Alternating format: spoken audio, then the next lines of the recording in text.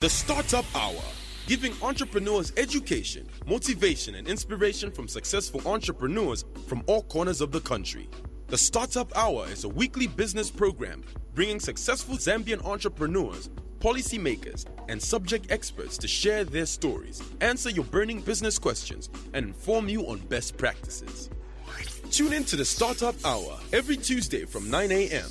Startup Hour in association with Power FM.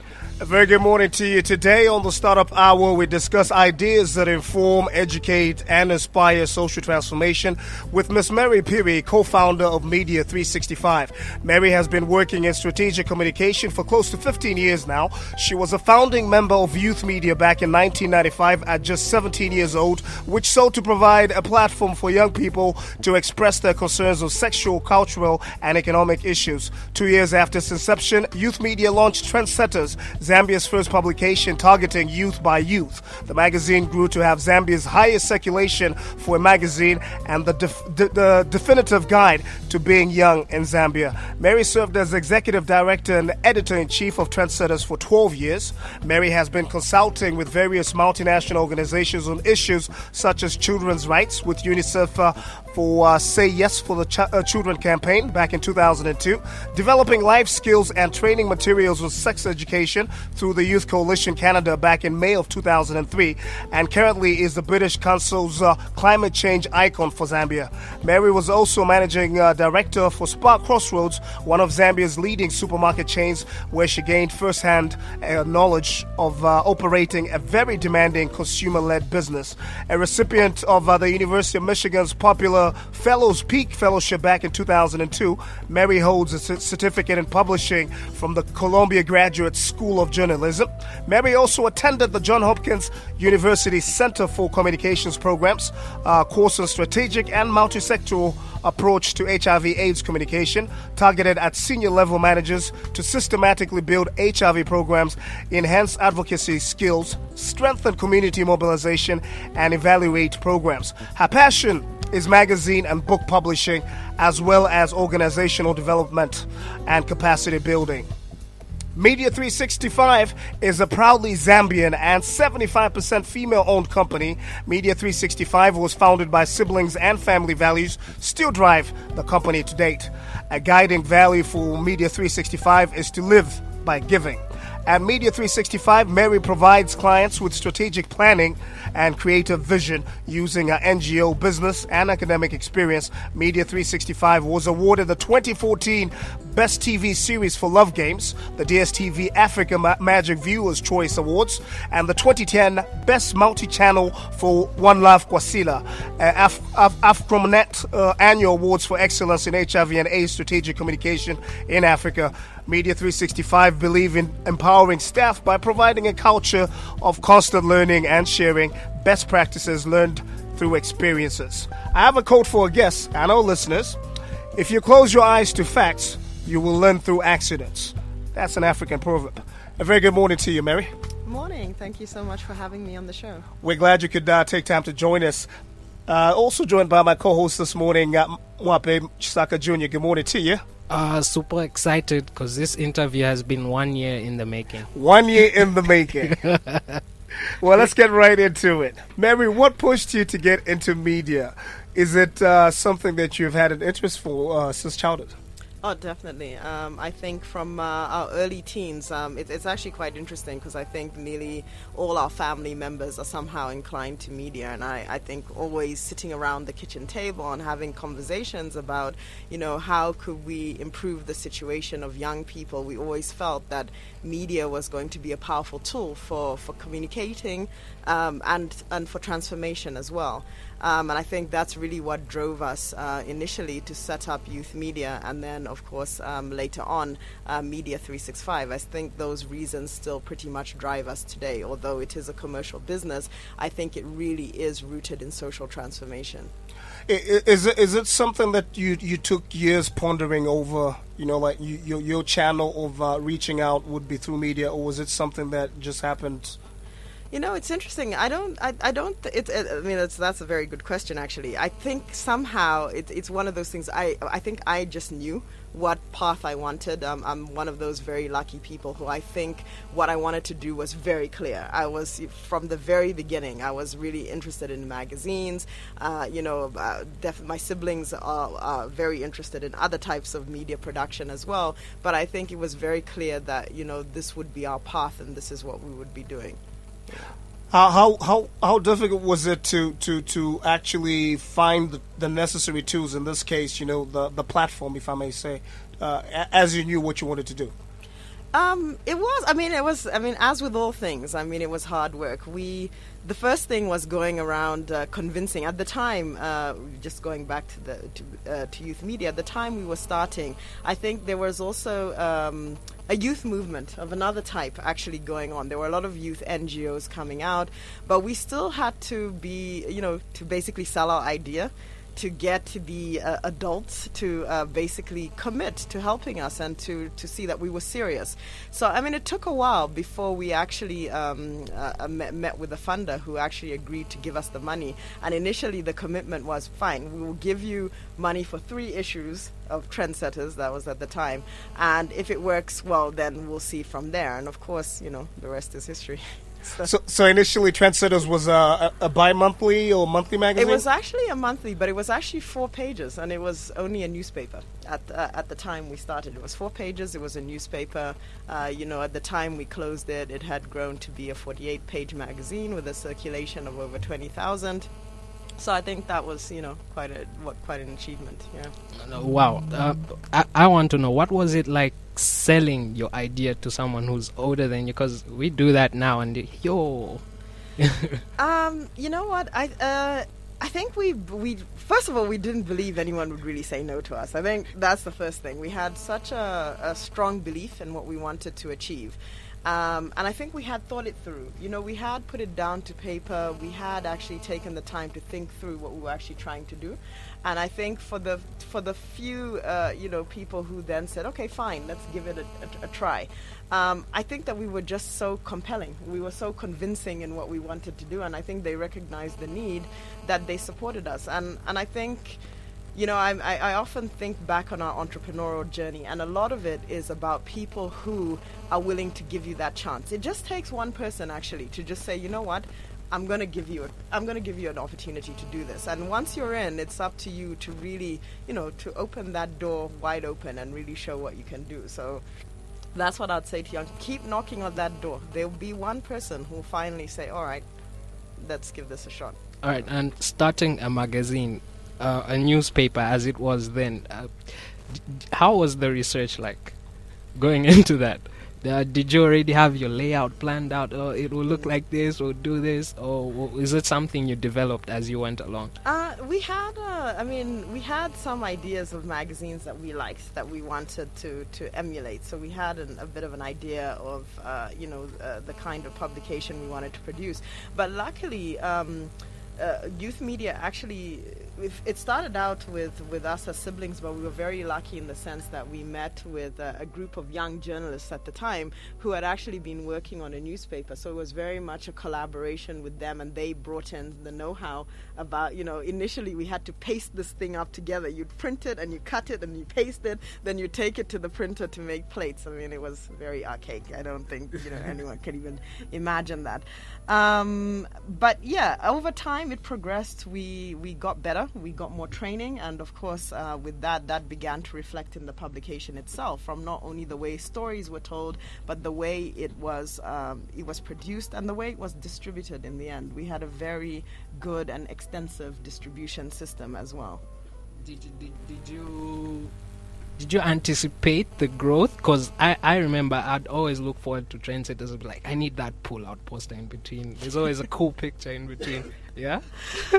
No. The honest truth is no. We did not anticipate how successful it would become. We knew there was a need, and I think this is the true story of entrepreneurship, is always about identifying that need and fulfilling it. So even though it was a social venture at that time, there was a need for young people to have information delivered to them in a way that they could understand, that was not condescending, that was in a way that they could relate to. And I think obviously that need was real, and so it just became massive.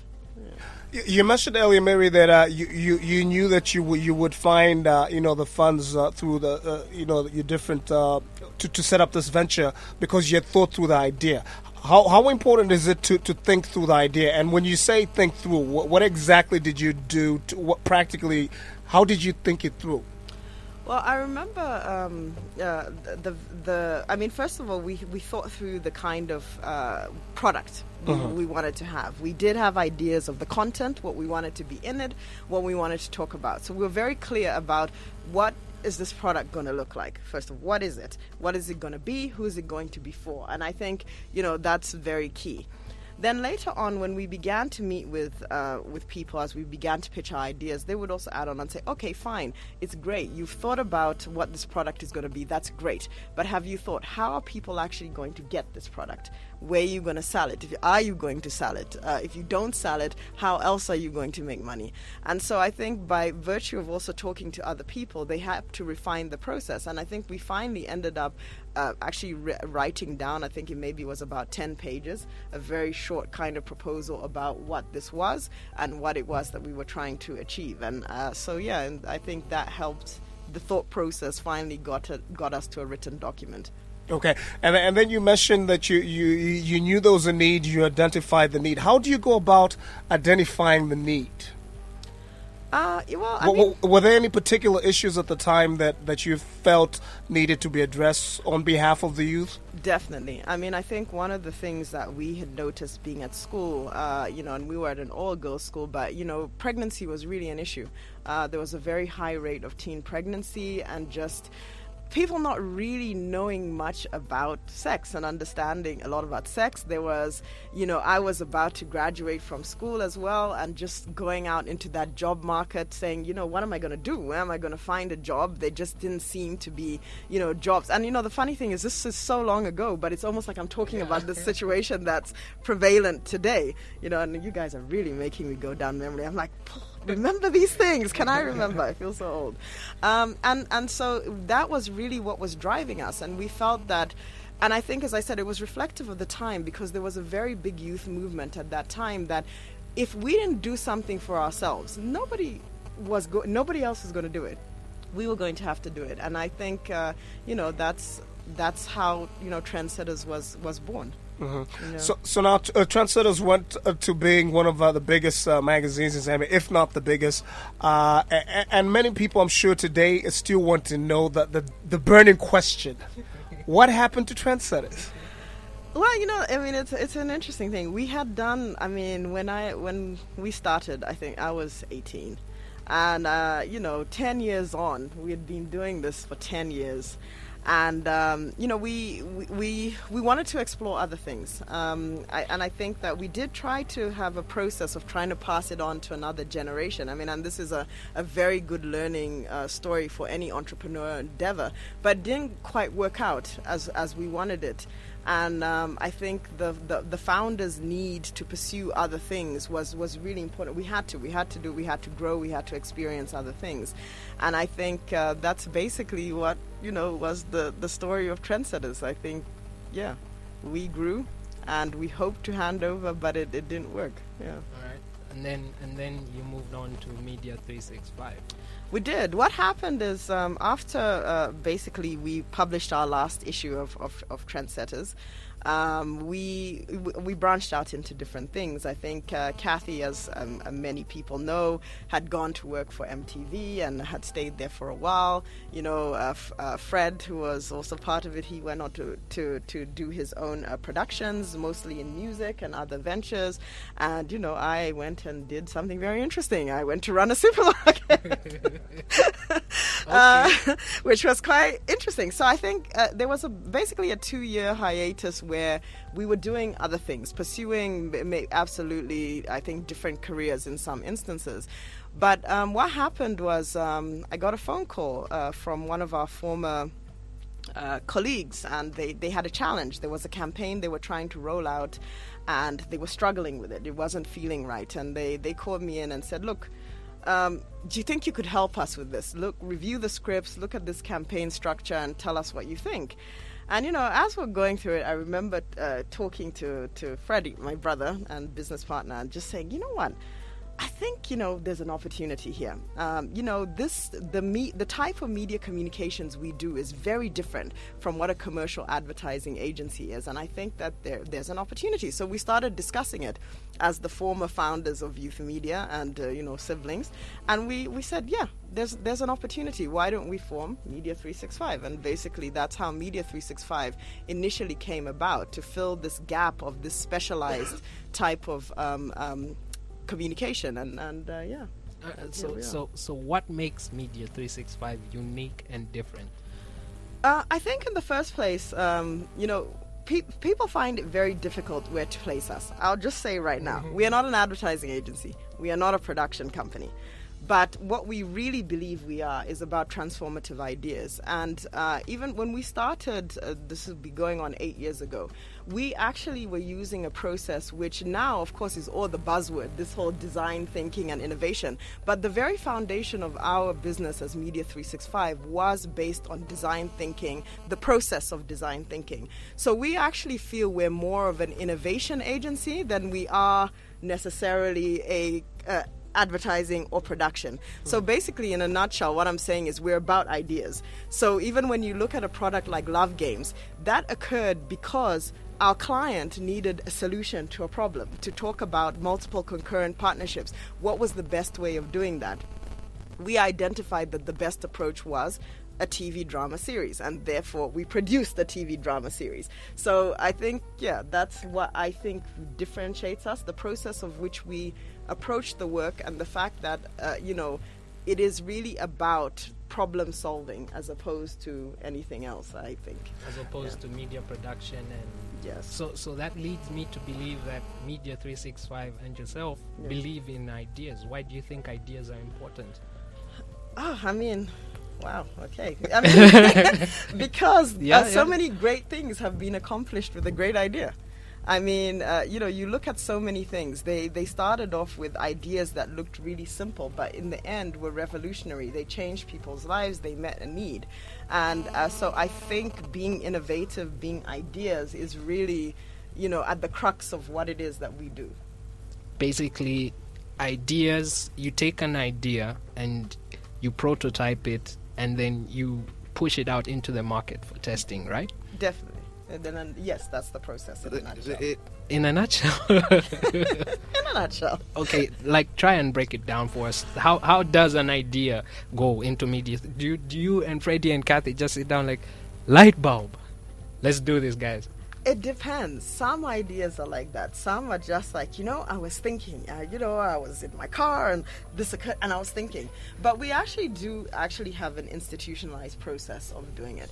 We have what we call, first of all our products or services begin with research. So you might start with an idea, but before you can actually go further and develop it, we actually spend quite a lot of time in the research phase. And that research involves different things. It involves, reading up on the idea you have, looking if somebody else has done it, or if they did it, how did they do it? It involves talking to other people. And, you're basically just incubating. You're thinking this thing through and like, okay, what is this idea? Because it always starts as a rough thing before it becomes a fully defined thing. When the research process is finished, we then say, okay, let's go to the ideation process. So you begin to actually test the robustness of your idea, and you start saying, okay, if we were creating a product out of this, what would it be? And, so we have a series of what we call design meetings to actually get us to the actual end, to deliver the product or service it is that we're looking at. No. Does one have to study media and communications to be able to go through the different motions that you go through as an entity? Not necessarily, but I think over time, and it's funny, my position when I was younger, I always said you could just have this talent and you could be really great at it and you would still be good. But there is training is getting skills, getting training is actually very important, especially if you want to remain competitive and if you want to grow your knowledge as well. So although you don't have to start with a formal media or communication education, it is valuable to end up having it. And I can't really emphasize this enough, because even we continually professional development. We're always looking at what other courses can we take, what other conferences or networking. That we always look for opportunities for learning, and I think that's very fundamental if you want to continue to grow and progress. You mentioned earlier that when you started Trendsetters, it was through training that you were able to improve the magazine. How critical was that training, and what kind of training did you and the staff undergo to be able to develop that product to that level? We had all sorts. We went for basic writing, journalism, from anything from news reporting to feature writing to investigating journalism. We went for graphic design courses. We went for speaking courses. We went for courses on web designing. I mean, you name it, we did it. So over the years, even when we look back, we're like, we actually had a lot of training and capacity building.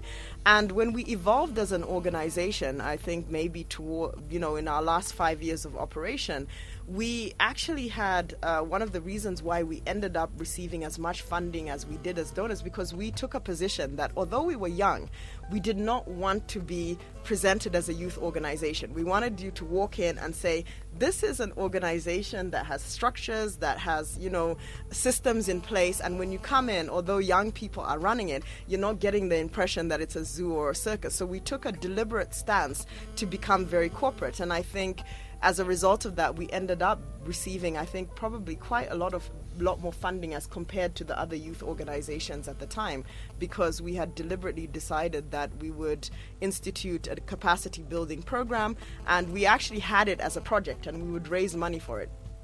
And I think that, for young entrepreneurs starting up, it's really essential that you do put aside money for that, to make sure that you are building your systems and processes as well. Even at the very beginning, while you're starting up, it should always be at the forefront of your mind. Mary, I want us to touch more on how one goes about building processes and system within an organization, especially a startup. We'll take a short break, and when we come back, we can talk more about that. Today on the Startup Hour, we discuss ideas that inform, educate, and inspire social transformation. We're talking to Mary Phiri, co-founder of Media 365. Mary has been working in strategic communication for close to 15 years now. She's a founding member of Youth Media at just 17, which sought to provide a platform for young people to express their concerns on sexual and cultural economic issues. We'll take a short break. Stay right here.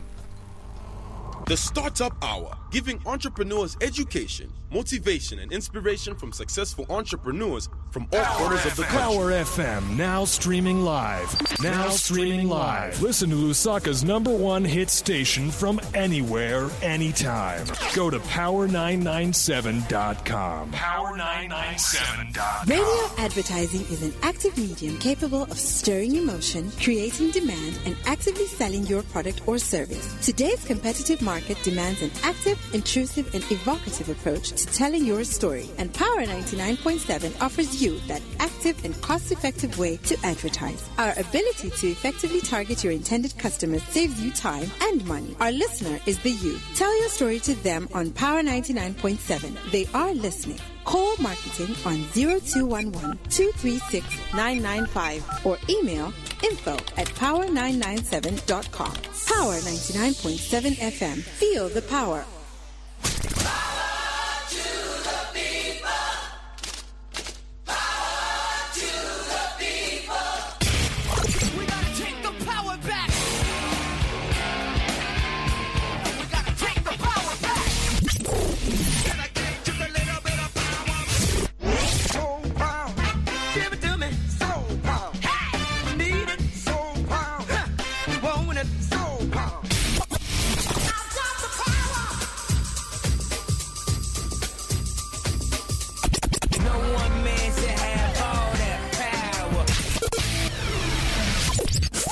The power of youth radio.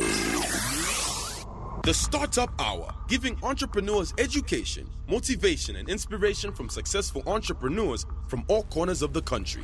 Welcome back to the Startup Hour. Today we're discussing ideas that inform and educate and inspire social transformation with Mary Phiri. Mary, we talked about building systems for an organization. How important, how crucial is that?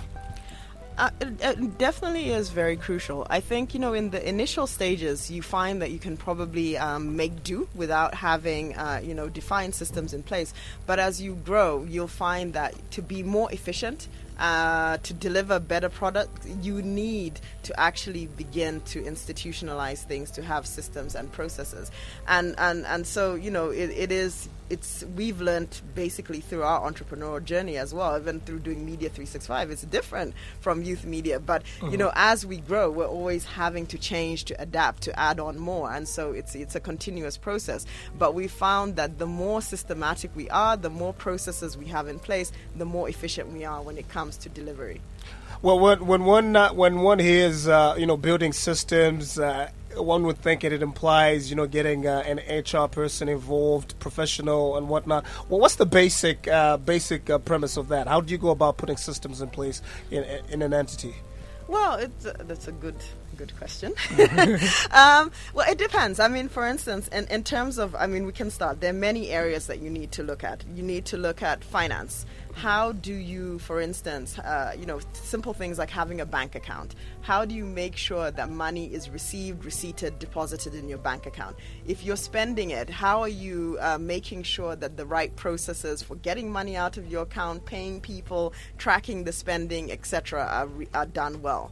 In terms of HR, one of the things that I think SMEs struggle from, and I think a lot of them will tell you, is human resource, attracting and retaining talent. So you do have to give some thought about, if I'm going to have people employ me, what kind of salary or packages am I going to offer them? How am I going to offer them opportunities to progress within my company? How am I going to help them build capacity, train, etc., etc. So definitely you need to create systems on that front as well. And just the day-to-day running and administrative process of your business. These are very key and important skills that business owners really need to develop.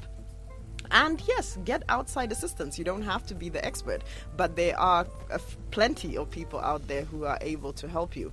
And as I said, it changes over time. When you're in the startup phase, you don't need so complicated or elaborate systems, but as you grow, you might find that you need to add on more.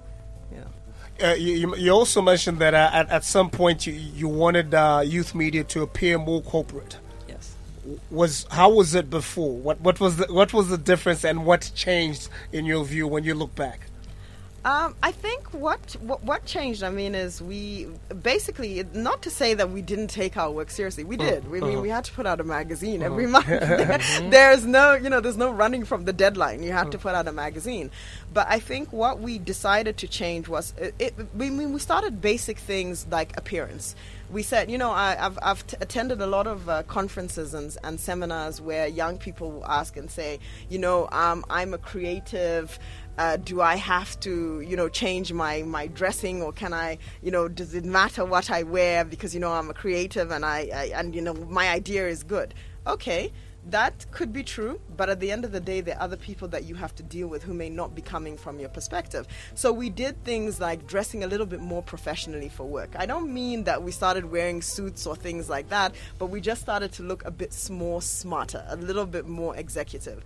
From the reception area to the way the reception greeted you, we discussed how should the receptionist greet people when they come into the door. How are our meeting rooms going to look?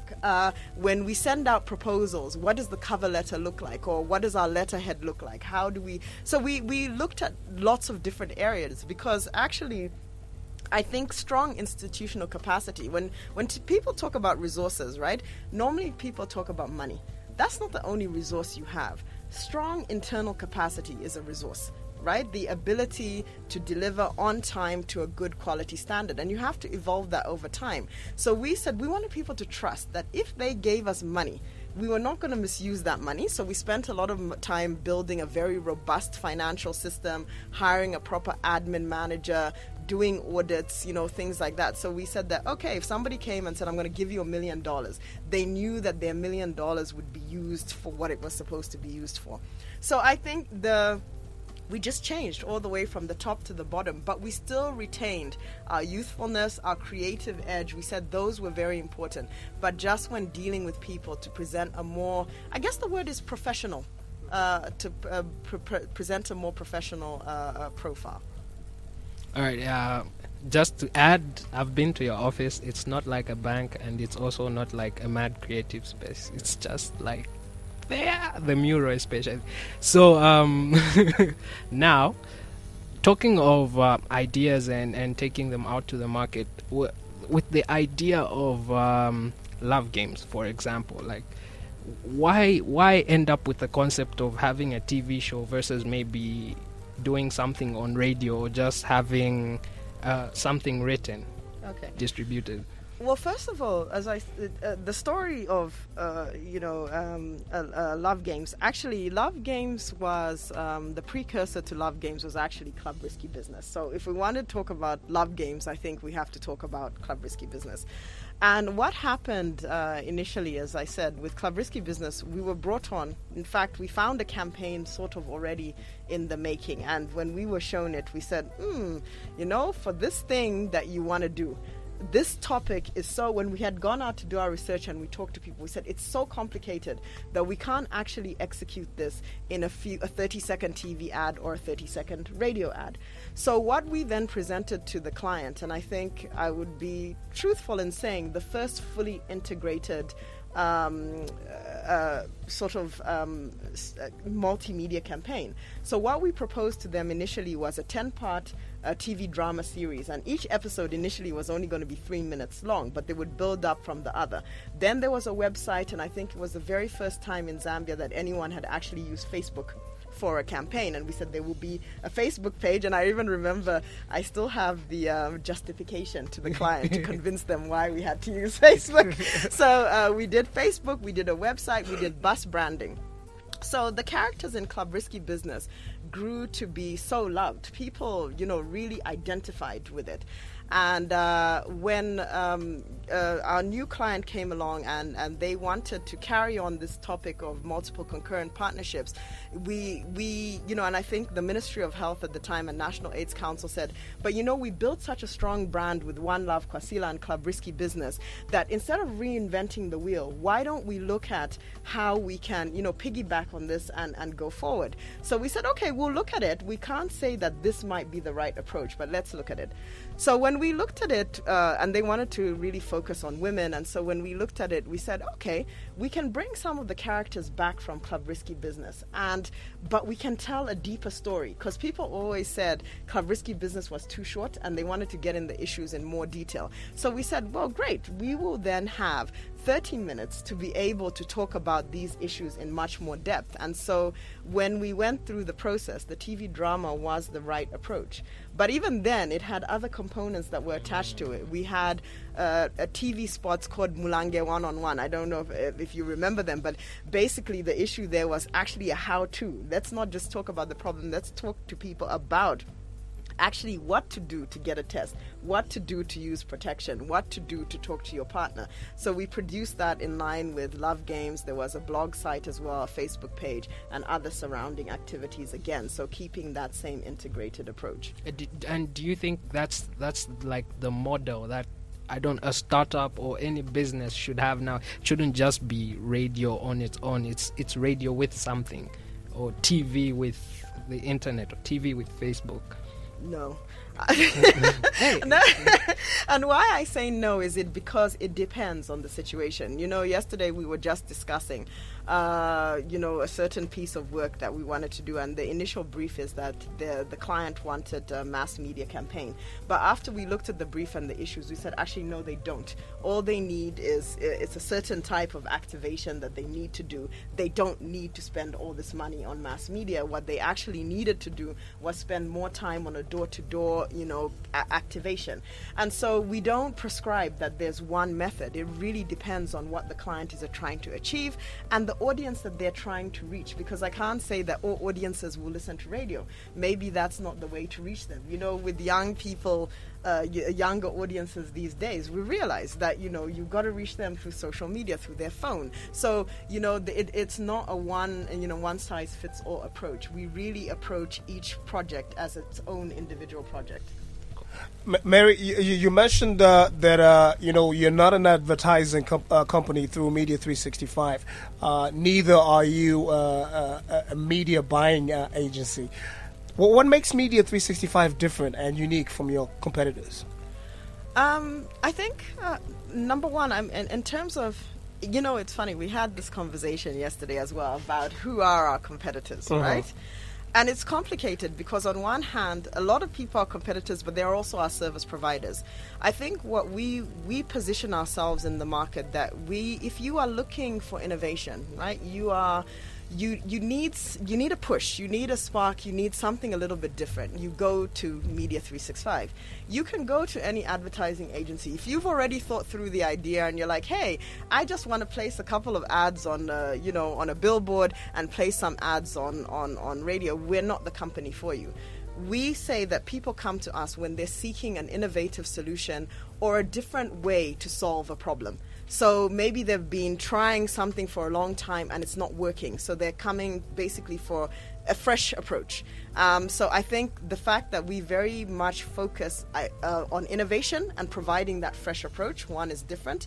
And two, our process of design is completely different from how most agencies or production companies will approach their work. We borrow elements, but it is actually different. Yeah. How did you go about finding that the process of your approach? How did you go about defining who you are? Right. I think the actual, it's the collective of the experience of all of us and the various things that we've done. My stint in retail was one of the things that I find was very eye-opening. I would never do it again for many reasons. It's very stressful, but it was an amazing learning experience.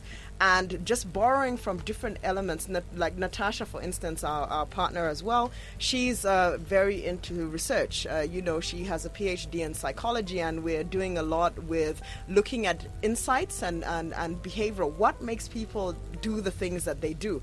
But approaching it in a more in-depth level than just scratching it at the surface, actually spending time thinking, what are the motivations? What push people to, make these decisions? So I think the collective experience of everyone, it's not, in fact, we would actually say, we call our process 3IE, it actually has a name. And I think it's the collective experience of everyone that created this design system and process. Was it easy for you to kind of like, what's the word I'm looking for? To kind of like say, okay, we've identified how we approach things, and this is the system that we usually use. Or is it something that's different every time you need to solve a client problem? No, the principles remain the same. Okay. What I will say to answer was it was difficult to identify the steps. Okay. To basically come up with the process called 3IE, we had to sit down and say, what is it that we do every single time? What are the few things? Because there's some elements that are always different. But we had to narrow down what never changes. Whether we're doing an event, whether we're doing a TV production, what never changes. So we first said, research never changes. We always begin with research.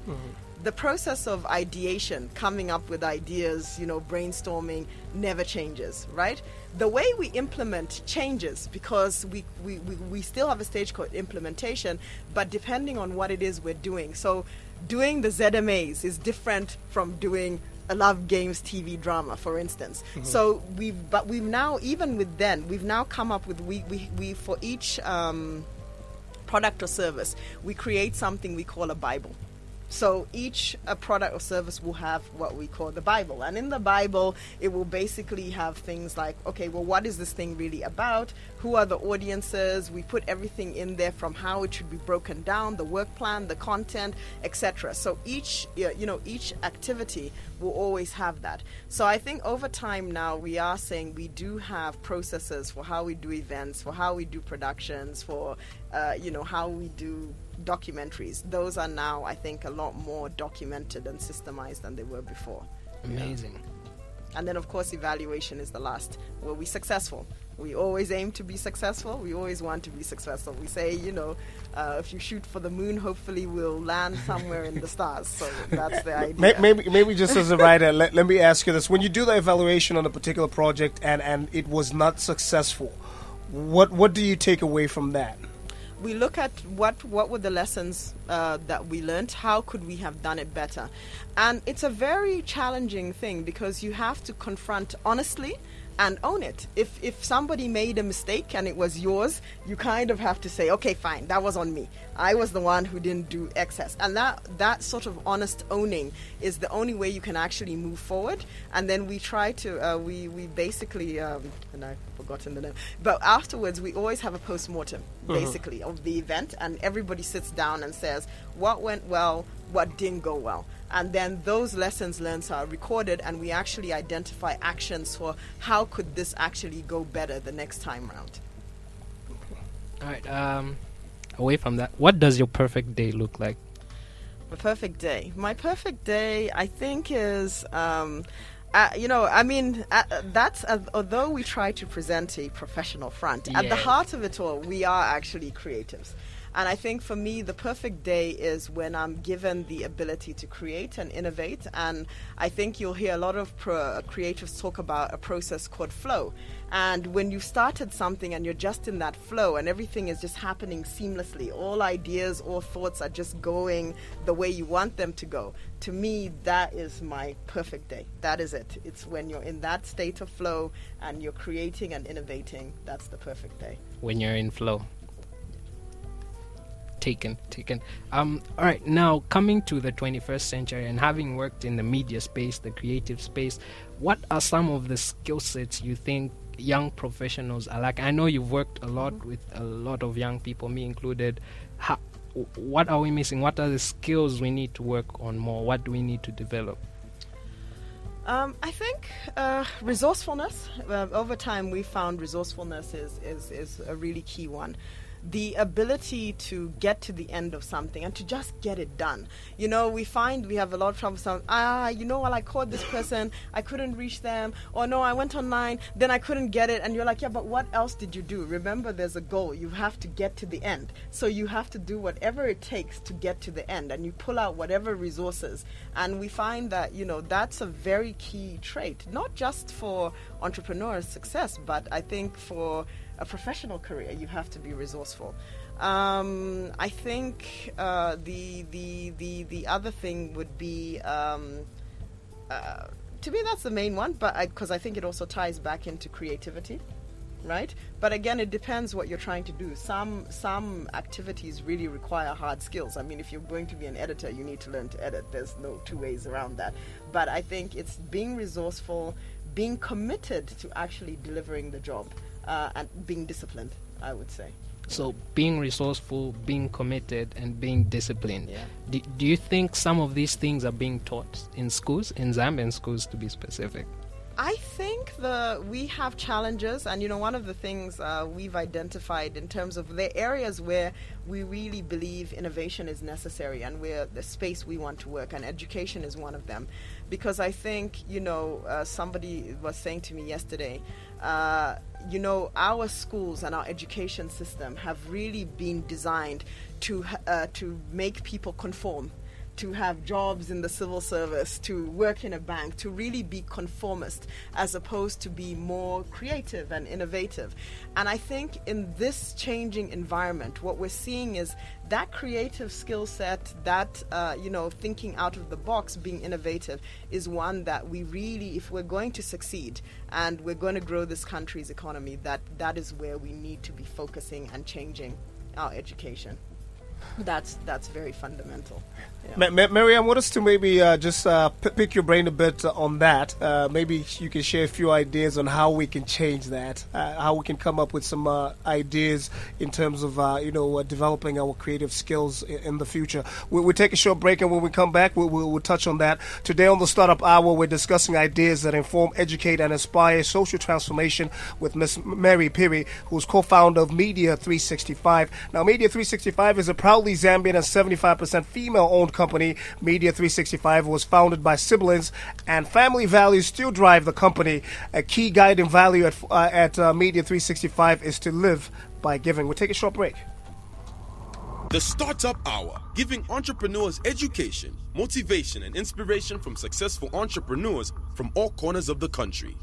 A new definition of class is here. Introducing the Cigar Lounge, home to all connoisseurs of fine cigars, single malt whiskeys, fine wines, cognacs, and cocktails. The Cigar Lounge is also open to bookings for events such as corporate functions, product launches, and private parties. Come and savor this luxurious ambience at Zambia's first ever Cigar Lounge, located at Ibex Hill Hub Shopping Center in Ibex Hill, Lusaka. For further inquiry, contact us on 0976 384 300 or email us on cigarloungezambia@gmail.com. Don't forget to visit and like us on our Facebook page at Cigar Lounge Zambia.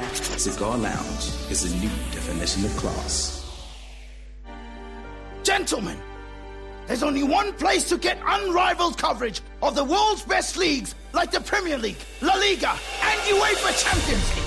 One place to witness the unbridled passion of the FA Cup, UEFA Europa League, English Football League Cup, the German Cup, and the Copa del Rey.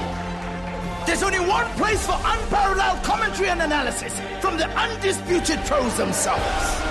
Supersport, the home of the world's best leagues and cup competitions, brings you the 2016-2017 football season live and in HD. This is football unmatched. Supersport, your world of champions. Only on DSTV. Who is the best? The Zambian Radio Awards 2016. Check us out on Facebook, Zambian Radio Awards, or visit our website, ZambianRadioAwards.com, to find healthy categories. The Zambian Radio Awards 2016, celebrating Zambian radio. Lusaka's official new youth movement. It's on Power 99.7. To advertise, call 0211 236 995. The Startup Hour, giving entrepreneurs education, motivation, and inspiration from successful entrepreneurs from all corners of the country. Welcome back. Today on the Startup Hour, we're discussing ideas that inform, educate, and inspire social transformation with Miss Mary Phiri, co-founder of Media 365. Now, Mary, you touched on the need perhaps to find ways to focus on creative training. How can we go about doing that? I mean, I think, one of the things, we're very interested in, I think, you guys, you have a question that you didn't ask me, but I'm going to jump to it. Okay. Which is the one thing that should be taught in Zambian schools that isn't already. And one of the things we said was, we've been discussing this at length in our office, and our roots, obviously, of being in youth media and trendsetters is how there is a very big gap now for what we're calling social and emotional learning, right? Which is basically, helping young people to navigate life, what would have been called the old life skills, becoming more emotionally resilient, being able to identify strengths and weaknesses, because I think all these come to help in the creative process. We have an internship program where we've had lots of people come in as interns, and they would kind of say, oh yes, I want to be a production interest, I really want to work on TV, and I think I'll be passionate in it and I'm talented in it. Then they go on to a set, because a TV set is a very tiring and exhausting place, and let me tell you right now, it is not fun. A lot of people think, oh, I'm going to be on the set of a show and it's all going to be fun and games. Nobody's laughing, everybody's serious, and you're on the set for like 14 hours, and nobody, there's very little room for error. So we find that a lot of people think that they're talented at certain things, or they're creative in this certain way, and they have no real idea about what it takes. And this is why I was getting back to the discipline issue, because whether you are a musician, whether you are an editor, whether you are a filmmaker, there is something fundamental for you to be good. Besides your raw talent, you actually need to be committed to the process. You need to be disciplined. You need to be professional. And I think that, throughout the school system, we need to be teaching people different creative pursuits, but also teaching them the business behind those creative pursuits as well as unlocking their potential. And that comes through the social and emotional learning. Yeah. So how do we go about that? It's interesting phrase that I've learned today, emotional learning. How do we go about teaching that? How do we put that as a in the curriculum? Yeah, I mean, it's a good question, which we are working on. So watch this space. That's my answer right now. Watch this space. We are actually seriously doing some work in that field, and I have already been talking to some people about it. I mean, some schools, maybe the private schools, have already began, to do some things. Some was telling me the other day about a course at one of the schools called interpersonal communication, and I was like, what is that? And they said, basically what happens in the school is that if something happened, there's an incident in class or something, the kids will come together and they will sit and they will discuss that event and how they felt, or if somebody was the perpetrator, why did they do it, and how should other people respond. So basically teaching people to become much more emotionally intelligent, aware of your thoughts and feelings and how to be able to express those, but to tap into those innate talents as well. Because I think one of the things I was saying the other day, I remember talking to my sister Natasha about it, and I said, everything, confidence, your ability to do things, is derived from your own level of self-esteem. The more confident and good about yourself you feel, the more you feel that you are able to achieve things. And I think we have a big problem with our young people today, because I feel that that is lacking a lot. There is a lot of they have not been built up in their self-esteem and confidence, so they're quite fearful of doing a lot of things. And I think that's one of the key things that whole emotional learning is actually about: expressing yourself in a positive way, learning your ability, what bothers you, what doesn't, how you interact with others. I think those are quite important things. Are you currently mentoring any youths? Informally. I mean, look, if you come to my office and you want to have a chat, provided I have the time, I'm very happy to do it. And I think, coming on a program like this is also part of that. So do I have mentees on a, dedicated rota? No. But I think there are many people who I do advise, who call me, who ask me for help, and I'm always willing to share my experience and my learning. So, speaking of advice, what would be your advice to our youthful listeners out there, our audiences, as we wrap up? What's the one thing that you would want to tell them now that you've been given this platform? Oh, wow. There's so many things I could say. I have to say that, we were talking about a quote the other day. I love this quote by Muhammad Ali, that impossible is nothing. Right? I really believe that you can achieve a lot of things that you want to do. But I think the problem we have with a lot of young people is they think that dreaming about it, talking about it is enough. It isn't. You actually have to put the work behind it. So if you put the work in, you will achieve what it is that you want to achieve. You will. They will be that person who will open that door for you. I mean, as I said, my story is a testimony of that there have been many people that, I can count in my life who, if it wasn't for them opening that door and saying, fine, I will give you the chance, I wouldn't be sitting here today. But the thing is, I had to put in the work to get that door to open. So that's my take-home message to young people. Have the dream, but do the work. Awesome. We got the Startup Hour Challenge coming up in just a moment. The Startup Hour, giving entrepreneurs education, motivation, and inspiration from successful entrepreneurs from all corners of the country. Power FM. Going on.